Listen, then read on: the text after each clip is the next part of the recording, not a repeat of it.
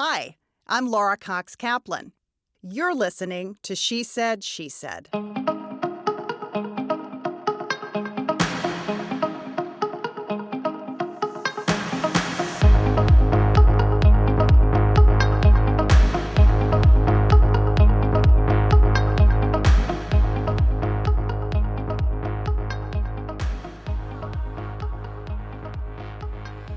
The 2012 election of Nobel Peace Prize laureate and author Aung San Suu Kyi in Burma, otherwise known as Myanmar by some, represented great hope for democracy in the country. But an entrenched military regime, continued human rights violations, and significant restrictions on free speech and the media means that true democracy remains beyond reach for many in that region. Now, back in 2007, former First Lady Laura Bush, who rarely spoke up on matters of foreign policy while her husband was in the White House, made an exception where Burma was concerned. The plight of the Burmese people and efforts to encourage global democracy was and continues to be a cause for both Mrs. Bush and for former President George W. Bush. The institute they founded after leaving office hosts promising leaders from Burma, equipping them with the knowledge and the skills to succeed during democratic transitions like this one. Now, one of those liberty and leadership scholars, Vijayar, joins me today on the podcast to talk about her journey, why the pursuit of freedom and democracy is a priority for her, and we are so happy to welcome her here to She Said, She Said. Yes, I'm Vijayar. Yes, I come from Mon State in Myanmar. My hometown is located in a small island in the northern part of Myanmar. So I'm so happy and it is a great honor to present here. Thank you very much for bringing me here. Thank you. Well, to express my voice. Thank you. I am honored to have you here and delighted to have a chance to talk to you. Why don't we start with a question where we kind of level set what's happening in your home country? What should people know about the transition to democracy? Bring us up to speed on where things stand. Yes, in our country, despite our countries is in the transition, in the process of the transformations into the democratic society, but most of the youth are not ready to actively participate in the politics, and then they also afraid of to claim their fundamental rights, their fundamental human rights, and their freedom, and also their traditional values and social norms and hierarchy power relations also holding them back. Therefore, they do not take initiative or engage this in the schools and in politics and economic life in Myanmar. So this is also lack of the kinds of the civil educations in our country. Therefore, most majority of the young people, they are lacks of the knowledge about the politics and critical thinking skills and analysis skill, and also lacks of the confidence. Those are some of the reasons are for above the problem. So what's happened for them is it's very easy to dominate us by the politicians who try to control us because they are not empowered by anyone. Right now, even our countries were changes into the democracy, but most of the people who is having the power, it is not easy for them to change since they has been living under the authoritarian political culture. It is very hard. Sometimes, they know it. It is not right to do. It is wrong to do. But it is not easy for them to change it.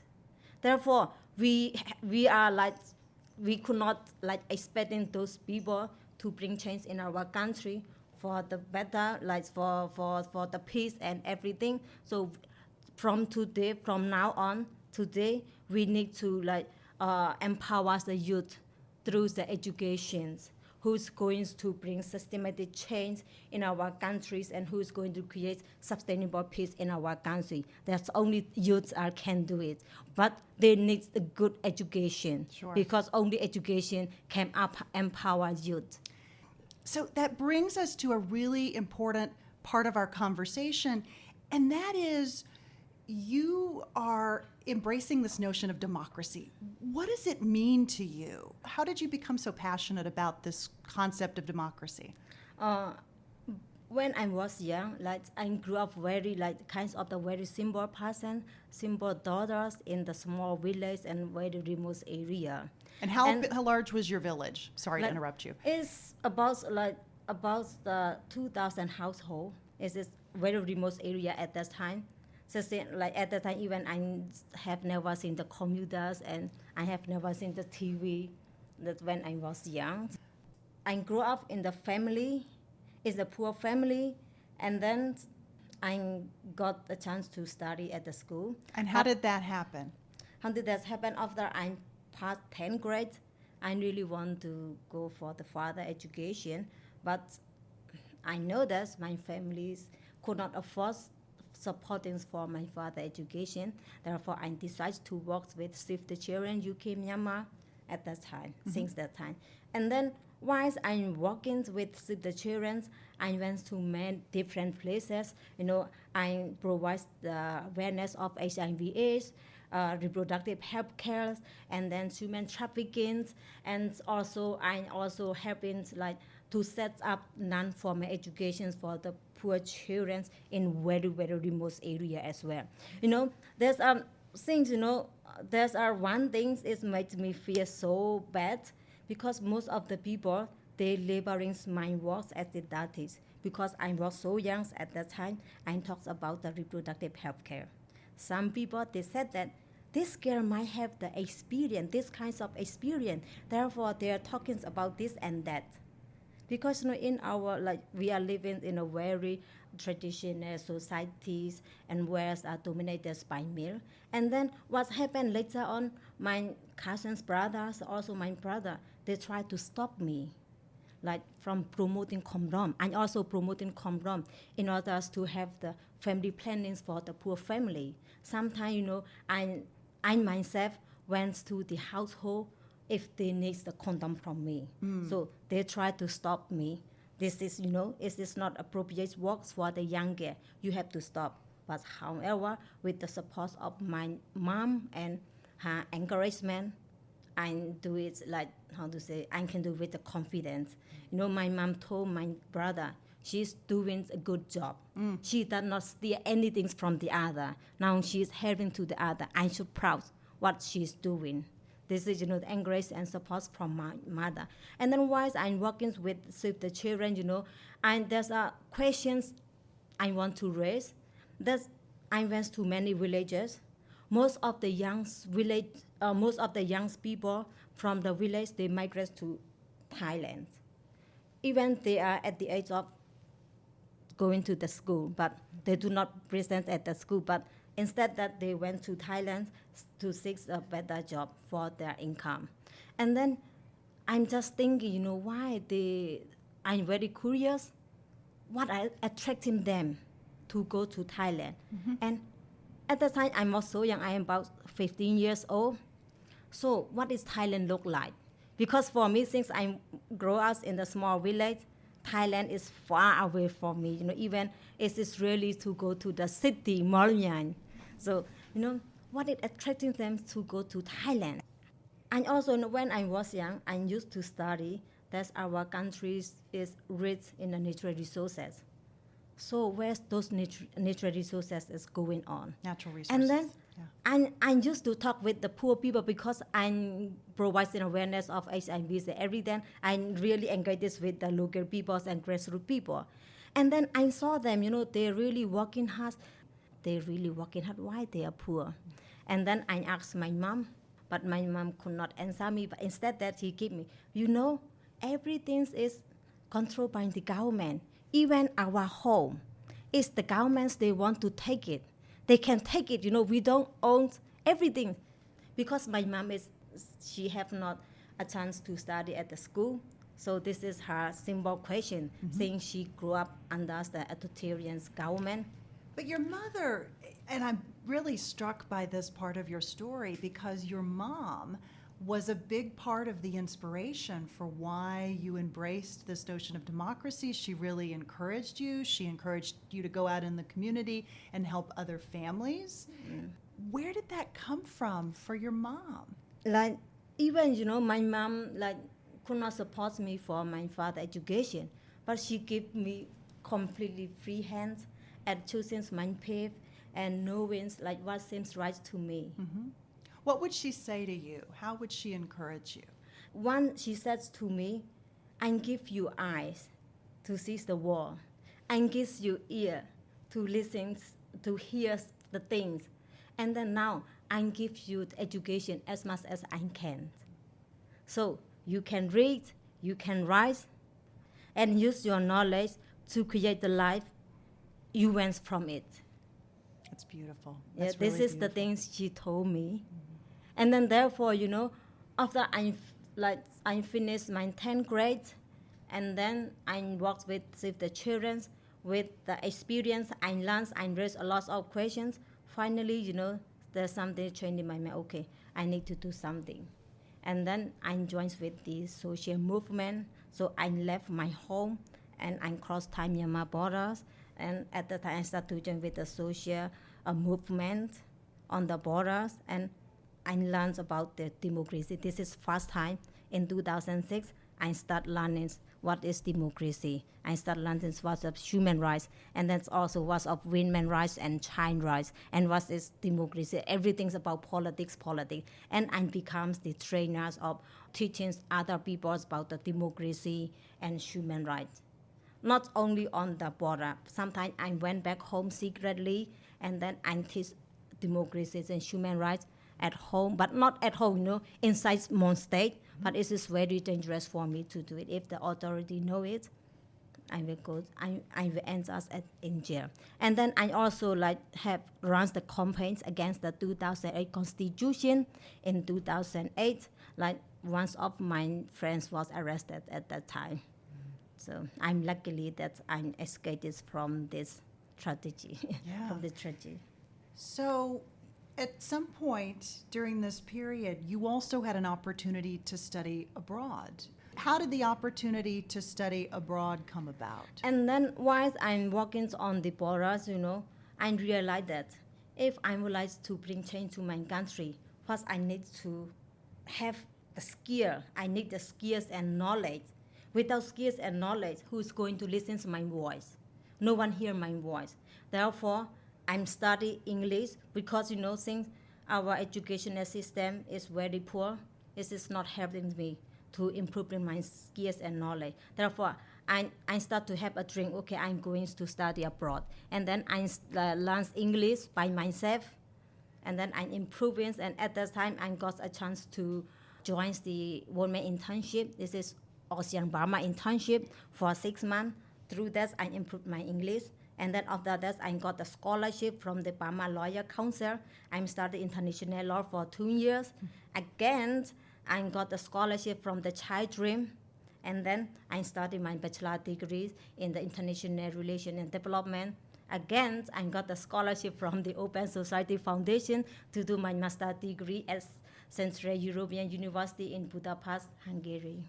Yeah. So throughout my academic experience, I improved lots of my skills and my knowledge. Even I'm not perfect, but I have some level, some degrees of knowledge and skill to help my community back home. So when you came back from your studies, you started a foundation. Talk a little bit about what the foundation is designed to do. This is the idea that I have it since I was young because of my mom as well. Sorry. As you know, my mom have not opportunity to study in school. It's very emotional. And so, when she go to the city, when she went to the cities or other place, even they write the bit, they have a bit sign, they are writing which way you have to go, what's the place. But she couldn't read it. Oh. So you created a foundation to provide opportunities for other people so that they would not have the same experience Yes. that your mom Yes, has this had. is exactly, even my mom was like, my mom is illiterate, but she's understanding the values of the education, good education. She really understands. I'm always thinking if my mom get opportunity to study in the school, she are going to do some things different in our community.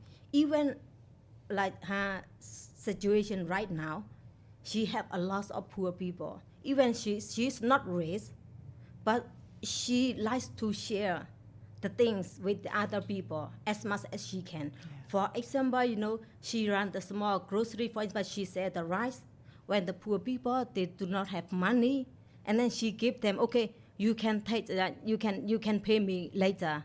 And then sometimes people come when they don't have money, they come to us and they lend this her money, okay, she just give it. So there's many people in our village that my mom used to help. Therefore, I always thinking, if she got like, she become the educated person, she can do a lot of things. That's definitely. I established Jamor Foundation. Jamor means hope in English. Hope. So generally, you can say it's Hope Foundation. And why I really want to do this, through the freedom that my mom gave me, and then I can explore to different all around the world. For example, I'm studies in Thailand for many years, and then I got a chance to learn how the Thailand's develop their country, and I also got an opportunity to study in European country. So while I'm studying there, I went about almost 20 countries around the EU country. And then I start to realize this, how's the freedoms and education's importance to improve in your country. And then if I start to change my living style, not my living style, my thinking concept. Yeah. It's changing a lot. So I'm just thinking, if I establish that foundation, there must be many children, many young people who like me, who is like my mother, like they are really passionate for the education. Therefore, I need to give some hope to those people. And then I'm going to give them kinds of the requirement, give them kinds of the requirements for applying the scholarship. So it's kinds of, for the people who live in remote area, it is not easy for them to accept lots of the scholarship opportunity because they live in rural area. And then sometimes even they know this is the scholarship opportunity, but they cannot grab this kinds of opportunity because they do not have the skill, then the requirements do not match the requirements of the scholarship. So this is, I come up this ideas, kinds of, my organizations like the bridge. This is the young people in this side to go this side. Okay, now come and step on this bridge that I'm going to build for the young people. And then because, if most of the young people have a good if become the educated person, they will become, skilled citizens who is going to do some things to bring change in our country. Maybe they become effective leader to bring the systematic change in our country and to create a peace for our community. Yeah. You are very entrepreneurial in your approach. You've taken and created something that is a pretty unusual concept in your country. Where did that notion of entrepreneurship come from? First of all, I only have the desires and the idea to implement this idea. I do not have money. Actually, I need a lot of the financial support to implement these ideas and this dream. But I take the advantage of studies in the Europe, study as Central Europeans. During my break time, during my holiday, summer holiday, I start to visit and talk with the Mon communities in the other country. So while you were studying abroad, Yeah. you were meeting with sort of Mon people. Mon people, expatriates. We oftentimes refer to folks that are sort of living outside their country Yes, as yes. expats. So you're meeting with the expat community from your Mon community about helping you fund this effort. Yes, I'm persuading them, I'm convincing them to give me financial support. And then I also use the social media as well, especially Facebook. Even though sometimes I saw someone's really active on the Facebook, and then I start to introduce my name, and then I share my ideas and my dream. So there are many people who agrees with my ideas. And then, but most of the people, when I explains my ideas to them, wow, it's a great idea, but no one thought, okay, I'm going to support you this and that. They just said, it's a good idea, it's a great idea. And then some people said, no, you just dreaming on the air. It does not going to work. Don't try. And some people are giving me this kinds of feedback. Right. But for me, there's one thing about me. If I'm thinking I want to do this and that, I don't want to stop when other people said it does not work. I want to try. After I'm trying it, and then let's see the results, whether it works or not. Without doing anything, I don't want to say it does not work. Because this is coming from your brain, coming from your heart. So how can you ignore your brains and your heart? So that's a really good point. But lots of people were saying to you, this is a silly idea. You shouldn't be doing this. I'm not going to give you money. They were sort of shutting you down. You said, no, I'm going to do it anyway. Where does that come from? Where does that, we call it chutzpah, right? Confidence and chutzpah. Where does that come from for you? For me, when I met the people, I always talk about my ideas, and I can say I'm good at the public speaking, and I'm good at the convincing to the people. There are some of the people, they told me, you are born with it. You're born with it. This is the reason, in my Mon community, at my age, they are not able to do fundraising amongst the Mon community. Only the monks are able to raise the fund from the monk, but I do it. But even not so many people support, but I got some money to start with my foundation. Again, I use some religious influence for my foundation benefits as well, because in our community, people they devoted themselves in the Buddhism. So if they have, for example, they have $1, if they have to choose, if they want to donate their $1, either my foundation's educations or either monk, majority of the people, they will choose to donate $1 to the monk. To the monk. Yeah. To the because church, they believe in the future, if they donate money, in the future they will have better life. But now I need it. But I'm persuaded to the monk, and then I asked the monk, can you give me the place, to open the school? And I explained to him about my ideas and how I'm going to organize the school. And then the monk agrees, okay, I'm going to give you the place where you can run your school. Why do you think he was convinced? Because he's also educated monk as well. He used to study at the Sri Lanka for his master degree. Therefore, he's also passionate for the education as well. And also, in Mon State, there's many kinds of the program, but it is not free. But my foundation is free. This is another reason, he said that we need kinds of the free educational institutions for the poor children. This is another reason that he accepts me and to use his temples as a school. Yeah. Vijayar, how unusual is it for a young woman in your community to be as outspoken and as confident as you are? In my village, I'm the only one person who can speak what I'm thinking. Of either gender. Yeah. Because, but there's also discriminations against women in our society. Since our society dominated by men.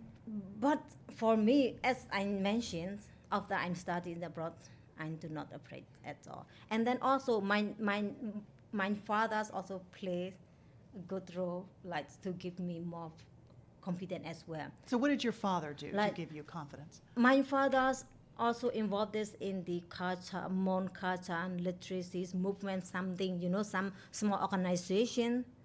When I was young, he always brought me with him when he attends the meeting, and then he put me beside him.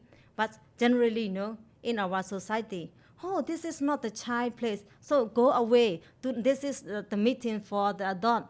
The child should not be here. But mine dad does not do like this. He always brought me to the meeting and put me beside him. This is also confidence I think I got from my father as well. Sure. Most of the people, they know, women should not go abroad. If you are a woman, you have to stay at home. And then stay at home and good at cooking. And then after that, get married after you graduated. And then get married. And then stay with your husband. This is the happy life of women. They just believe in like that, But now my mom is totally different. Not even, I do not say my mom is kind of the modern mom, but compared to the other mom in the very traditional society, but my mom, the way she's thinking is much, much better than other mom. Yeah. So how does your mother feel about what you're doing now? She's really happy and she's really supporting me as well. This is a part of family supporting each other. Therefore, I can focus on my foundation. Yeah. Because most of the people I know, they believe that, okay, now you do not have the personal income. How can you run the foundation? And then some people, they said that your foundation are not sustainable. It's going to disappear one day. They just give me this kind of response. But my family is totally different. Okay, devote yourself on this field. If you are interested, if you want to do, we are going to support as much as we can. They just told me that. It makes me so happy. Yeah, and you've just stayed focused and stayed the course. Yeah. So let's talk about what you're doing right now. The Bush Institute is hosting you as a scholar. What have you learned as part of this program? First thing, I'm really I'm able to expand the networking amongst the scholars, amongst ourselves. Because the program is made up of 23 Yes. different scholars from all over Burma. So Yes. not just your region or state. Yes. Called states or Yes, state. They call states. state. Not just from your state, but from all over the country, right? Yeah. So you're networking with them. Yes. And why is that important? Let me talk about a little bit my scholars. That these are all from the different ethnic group because our country is very diverse. We have many different ethnic groups. So all the scholars, they come from the different ethnic group, very diverse. One thing, is it's really good to share different knowledge each other and different experience. And then also is, as I mentioned before, it's a good opportunity to expand the network. Because for me, since I'm studied in abroad for many years, so I do not have a lot of network with the NGO who is going to support my school. So now, by knowing them, by making friends with them, I ask them, where can I ask their suggestion. Where can where can I get the financial support for my school? And then again, in this Liberties and Leadership program brings me here. And then I also have opportunity to, this morning we just met with the UNAs, and then I talked to them and I explained my foundations, and I asked their help. I'm not sure in the future whether they're going to help me or not, but as I mentioned, I have to try first. I never stop trying to do something new. I think this is passionate for me. Right now, I have the problems with for my foundation and school. There's two problems. One problem is financial. The second problem is teacher, the skilled teacher. Because in my school, I try to improve my students their English skill. Because if their English skills was not good enough, they won't have a chance to study in abroad. They won't have a chance to apply for the scholarship. Therefore, I really try to improve their English skill. I try to set up like kinds of the social science in my school where the students can learn about the politics and economies and developments. Also, not only the domestic politics, also international politics. Because I'm studies a lot about the international relations. I myself can teach them for the international relations, international politics as well. Even there's no teacher, I still can teach them. I still can help them to improve English. But I try to bring the English teacher to improve their English. Vijayar, you had an opportunity to sit down with former President George W. Bush and Mrs. Bush. What did you talk to them about? Actually, I talked about the peace process and ethnic conflicts in our country. Asked him not to forget about the ethnic conflicts in the northern parts of Myanmar, and I also asked him to help promoting peace through getting factual information from both sides. Because if the peace conflicts in our country become the present, the freedom like he's mentioned for the President Bush. Actually, I learned from him some things. He said that this is the best hope for the peace is expanding of the freedoms in the whole world. The best hope. Say that again. The best hope for peace. For peace. The best hope for peace is expanding the freedoms of entire world.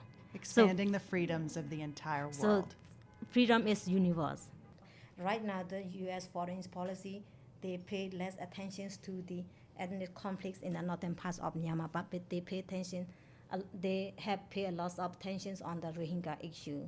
But we are also the victims and human beings like the Rohingya people as well. Please pay more attention for our sufferings. This is the things I ask just the viewers. Actually, can I give a message to the world leaders? Of course. To say here, to talk here. Sure. So you have a message for world leaders. What is that message? The message is that now I'm on the land of the freedom, therefore I enjoy the freedom here. But since I was young, I have never had a chance to enjoy such a freedom in my country. I feel at this time, I am like, I have eyes, but I feel I'm blind. Even, I have the ears, but I feel I'm dead. Because, my country was ruled by the authoritarians for many, many years. Even I have the knowledge, that knowledge can raise my voice. Back at home, I do not have freely to express my opinions for the politics. There's no freedom. If I express my opinions about the politics, it's very affected to my school. Maybe the governments were like they are going to target me and they're going to give trouble to my school. You worry about your own safety and also the future of your school. Therefore I could not speak out, like I could not criticize, I could not express my opinions and my idea regarding about politics. I still cannot hold back myself. Okay, I need to do some things. If I don't do anything to reduce the sufferings and pain felt by the victims of aggressions and oppression. So, I would like to give the message to the world leaders. Right now, civil wars in our countries ongoing and widespread of the violations of human rights, like against non-Burma ethnic groups is being ignored. And until today, no one's like, even people in our country, they start to forget things about the internet conflicts. that is going on in the northern parts of Myanmar. And in our country, like democracies alone could not provide the solutions to the internet conflicts because of like we also have the constitutional crisis which go all the way back to Myanmar independence from the British in 1948. Right now, like non-Burma ethnic group, they are demanding for the federal democracy system as well as the political equality and also the freedom that is not like constitutional granted. So they are still fighting for the federal system. Kindly would like to ask to the world leader, please pay more attention to the Myanmar internet conflict and also to the NTP people who are trapped in the conflict area. Sometimes I received a message from my friends from the NTP. Recently the government do not allow the government blocks all the humanitarian aid going into the NTP camp, which is controlled by the ethnic armed group. To promote peace in our country, the world leader should get the factual information from the both parties, because most of the foreign power they go to our country without having both sides information. Sometimes it could make a mistake without the factual information. So they must need the factual information from the both sides, from the conflict party. Sure. And there's one thing, as you know, what is going on in our country, but most of our governments, our governments, they fears to reverse war crimes against humanity, and genocides. And also, the exploiting of the natural resources in the ethnic areas are still allowed. So if this situation is going on, there's no peace. The civil wars were not ended. And then what will happen? The peace is just in the dream. Peace is just a dream. And consequently, rule of law just become a joke, because the people who committed the serious crime, they has been enjoying this immunity. The whole system will collapse when the rule of law does not exist in our country. Vijayar, you are incredibly brave and very inspirational, and I really appreciate you coming on today to talk to me. I'm really happy to share about all these things. I feel better now because now I can, my voice will be heard. Thank you for your willingness to speak out, and thank you for everything that you're doing to promote democracy as well. Thank you very much. To learn more about Vijayar and the Bush Institute's Liberty and Leadership Program scholars, check out the links in the show notes for today's episode. I'll also post a few photos from our visit today. And if you're enjoying She Said, please be sure to share it with your friends, urge them to subscribe.